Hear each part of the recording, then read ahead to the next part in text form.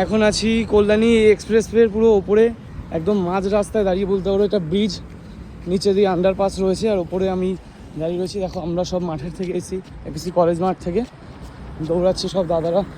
এ দেখো একটা ভাই পাশ থেকে গেল, আমরাও দৌড়াচ্ছি আস্তে আস্তে। আসলে এই ব্রিজটার এখনও কাজ সম্পূর্ণ শেষ হয়নি, ওপাশের দিকে একটু কাজ বাকি, তাই ব্রিজটা বন্ধ রয়েছে। সেই কারণে আমরা এর ওপরে এসে আজকে প্র্যাকটিস করছি। এইখানে পুরোপুরি বন্ধ, যে সামনে দেখতে পাচ্ছ গার্ড দেওয়া রয়েছে, যেখান থেকে কোনো রকমের গাড়ি ভেতরে আসতে পারবে না। সব নিচে থেকে ড্রাইভার হয়ে যাচ্ছে, সব দাদারা দৌড়াচ্ছে। আমরা দাদাদের সাথে